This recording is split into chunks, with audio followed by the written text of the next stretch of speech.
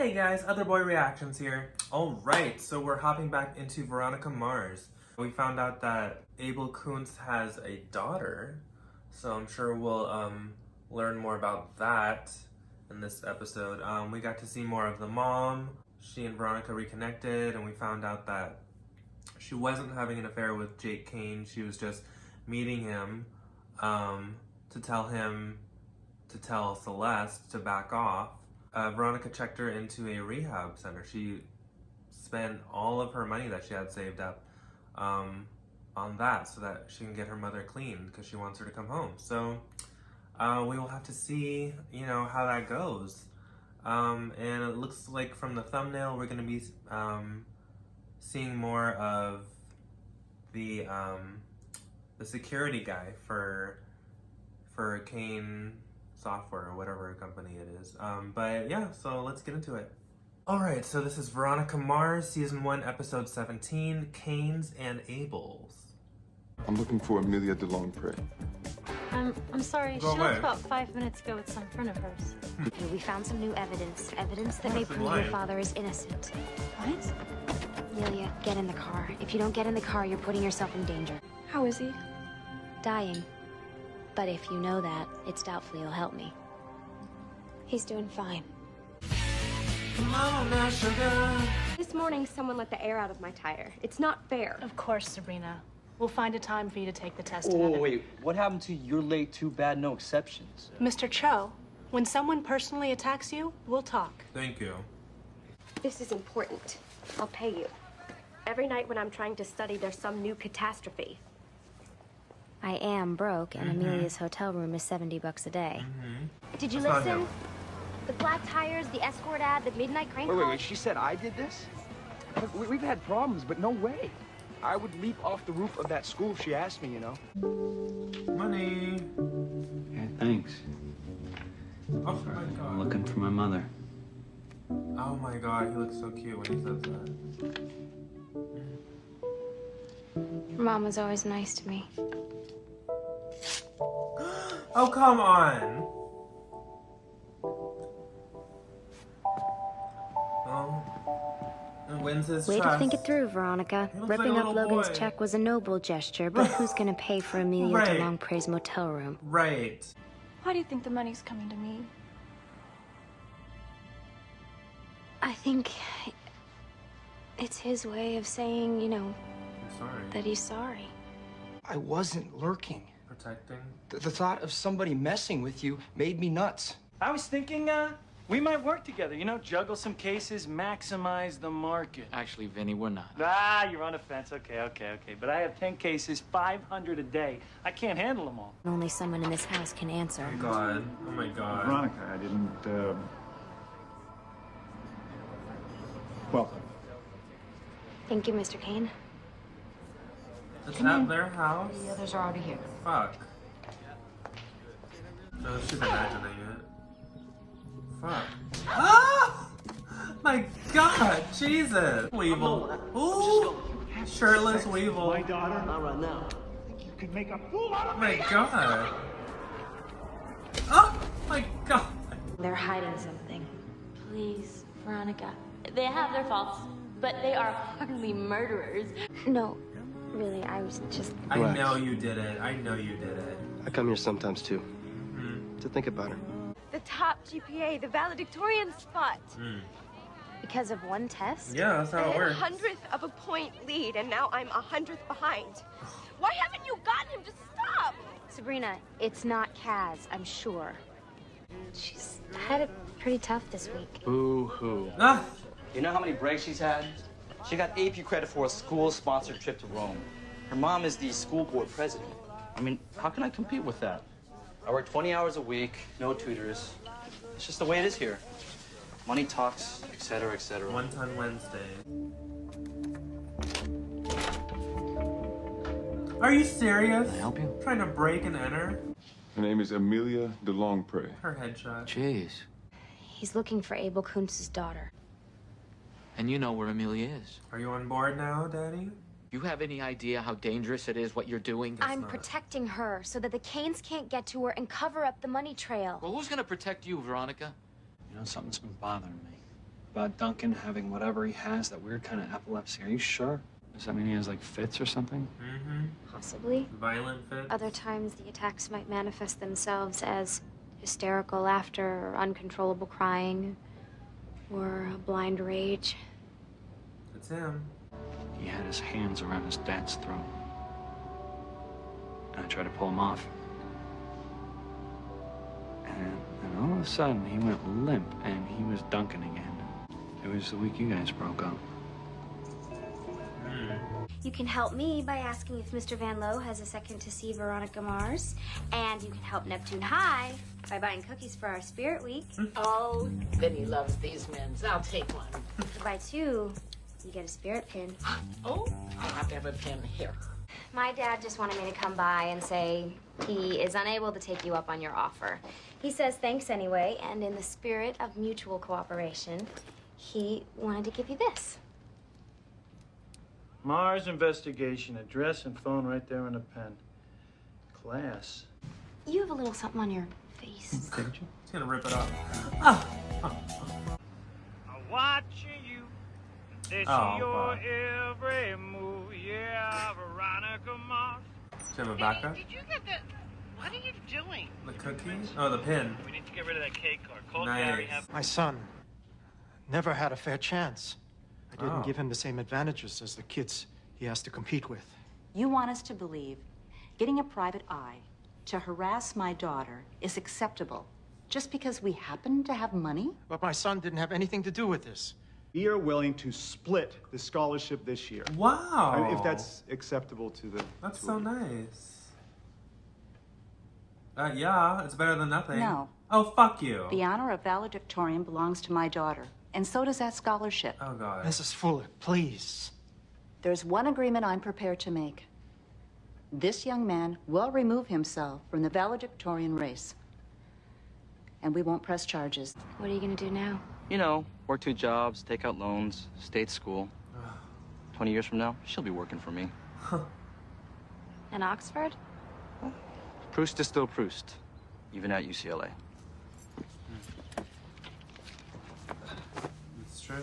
Ms. DeLongpre was particularly upset with you, Miss Mars, for failing to mention her father's declining health. Random numbers, just like you said. 4:15 and 4:17, flight numbers.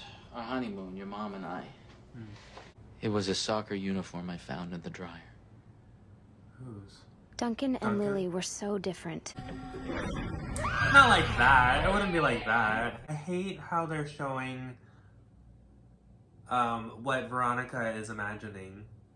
Because they've never done that before. They've only done flashbacks. And now all of a sudden they're doing, you know, all these different scenarios. The show's never done that before. I don't like it.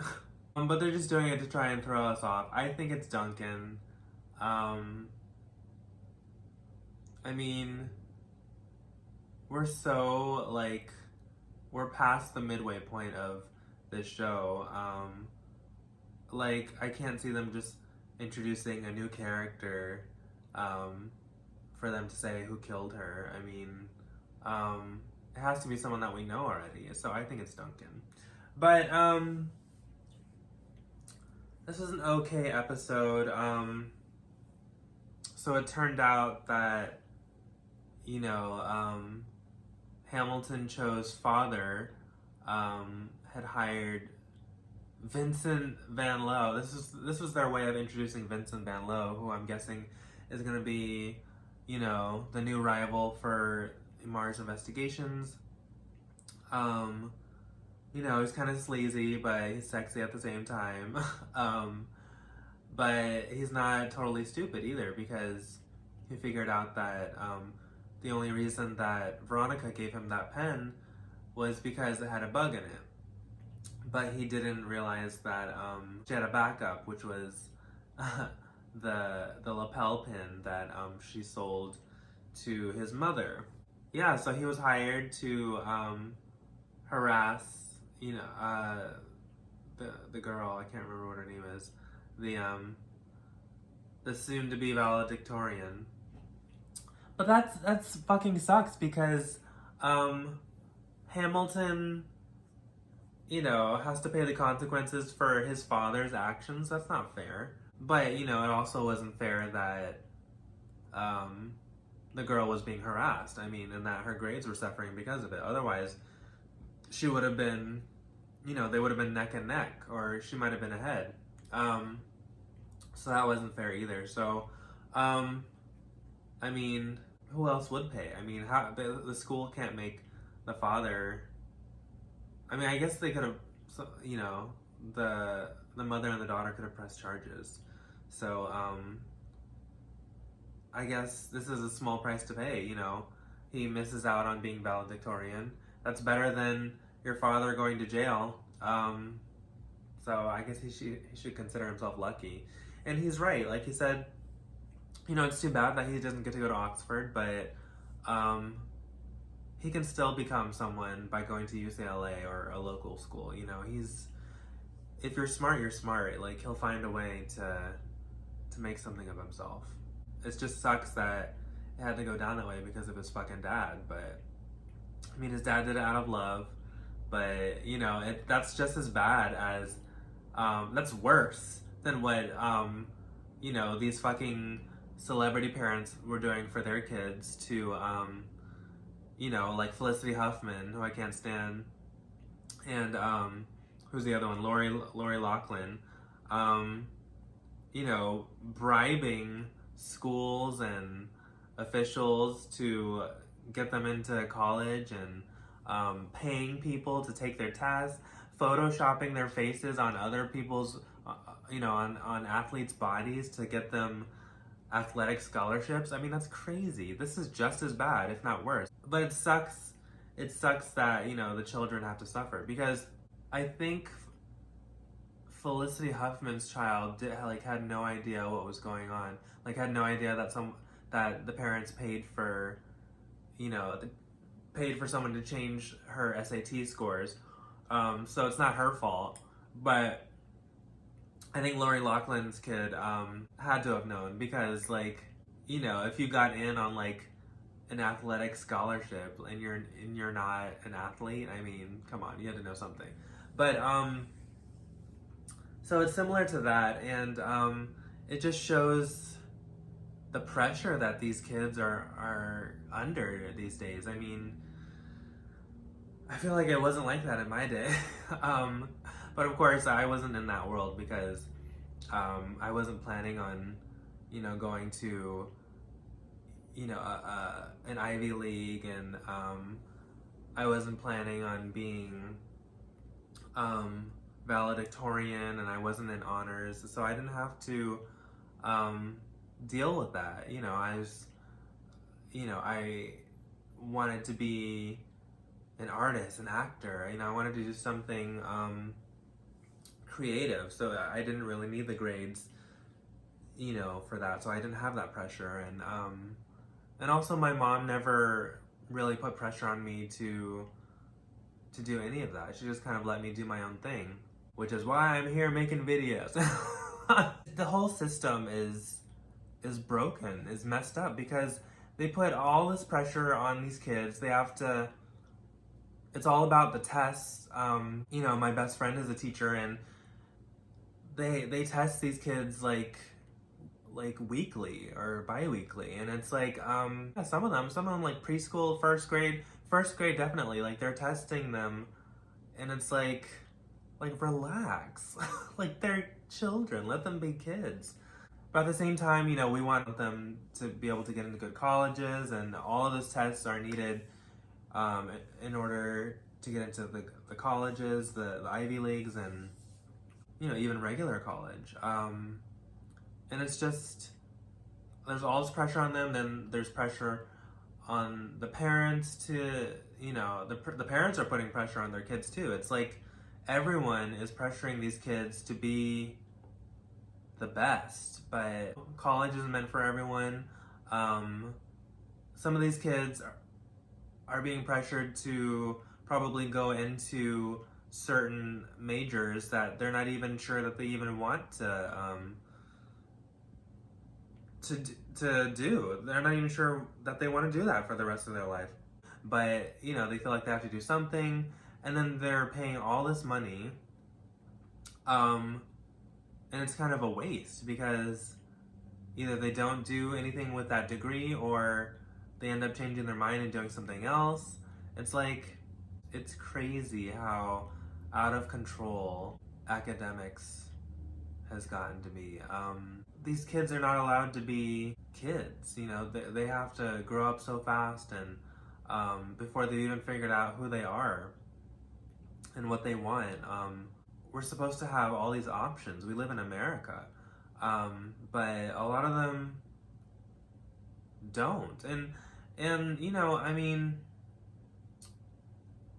obviously there are worse things in life. Like there are some people who have no education, you know, and will never have education. But as far as, you know, being in America, I don't know, it's just a fucked up system that, and it doesn't look like it's changing anytime soon. I like that Keith, you know, shared all those files in the safe with Veronica, like, and he told her the combination. Like, he finally is being transparent with her, and he was like he's on board, and it's like, finally, it's like, stop trying to protect her. Like, she's not gonna stop. Like, you can't stop her. She's almost 18, she's almost an adult, or, you know, legally at least, and like, you can't protect her forever. And he should know by now that the more he pushes, the more she pushes against, and she's gonna go the opposite way and rebel. So you might as well just be upfront with her and open, and I think he finally realized that, and that was a huge moment, I think, because he only does what he does out of love. We all know that. He will do anything for her, but he finally treated her like an adult, and it's, she needs to know the truth, no matter how horrible, you know, it is. I still think it's Duncan, but we will have to find out. We will have to wait and see. But it was an okay episode. Not great, but not bad. But yeah, if you enjoyed this episode, please like, comment, and subscribe. And if you'd like full reactions, please check out my Patreon by going to the link down below. Alright guys, thanks. I'll see you next time. Bye. I can't tell you what that means.